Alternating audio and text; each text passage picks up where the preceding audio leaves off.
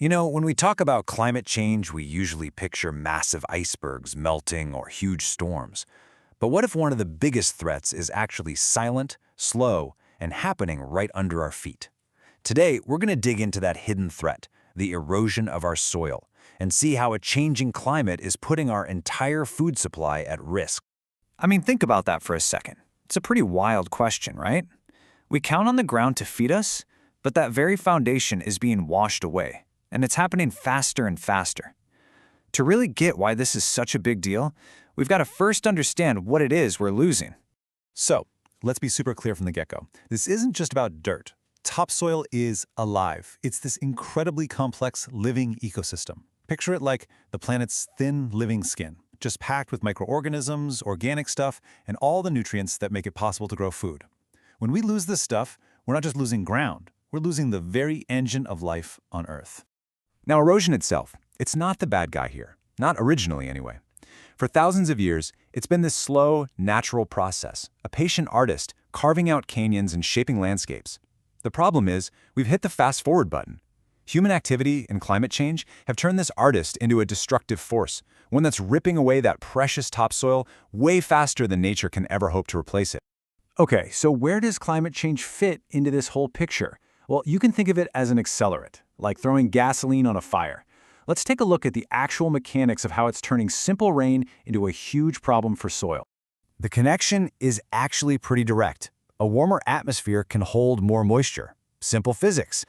But that doesn't just mean a little more rain here and there. It means the rain we do get comes down in these massive, powerful bursts. Think less of a gentle shower and more of a fire hose being turned on the land. These intense storms have way more power to tear away the soil. And get this isn't some far-off theory. This is what's already been happening. This stat is just mind-blowing. It shows that the extra rain we're getting is almost all coming from the most extreme storms, the ones that do the most damage. So the rain isn't just falling anymore, it's literally hammering the landscape. Now, here's where it gets really crazy. The effect isn't one-to-one. For every 1% increase in rain, you actually get a 1.7% increase in erosion. That means the problem is compounding on itself. The more intense the rain becomes, the more destructive power it unleashes on our soil. It's an exponential problem. And this is the straight-up conclusion from the scientists who uncovered these trends. They talk about rainfall erosivity, which is basically a fancy term for the rain's potential to cause erosion. And when scientists say there's cause for concern, you know we need to listen up. This isn't just some academic debate. This has huge, real-world consequences for every single one of us. So, soil is washing away. Why should we care? Well, because this is the first domino to fall. And once it goes, it sets off a chain reaction that threatens our entire food system. And you can see that cascade right here. Domino 1. Agricultural productivity plummets. We get lower crop yields on less fertile land. That leads to Domino 2. Nutritional security. The food we can grow is less nutritious. That triggers Domino 3, economic stability. Farmers' incomes get hit, food prices go up for all of us. And that can topple the final, biggest domino, social stability. We're talking food insecurity, unrest, and people being displaced. It's a massive problem. I really want to pause on this for a second because this is a point that gets missed all the time. Food security isn't just about having enough calories. It's about nutrition. When topsoil washes away, the most nutrient-rich part goes first, taking all those essential minerals that our bodies absolutely need to be healthy. And that leads to this dangerous and really unsettling condition called hidden hunger. It is a chilling term, isn't it? It means that people can be eating a full plate of food, so they don't feel hungry, but the food itself is empty. It lacks the vitamins and minerals needed for a healthy life. This isn't a crisis of quantity, it's a crisis of quality, and it's affecting millions. Okay, that was a lot of pretty grim news, I know. But here's the thing. This situation is serious, but it is not hopeless, not by a long shot. The good news is we actually have the tools and the knowledge to fight back, to protect our soil, and to build a secure food future. It just requires a shift in how we think about the land.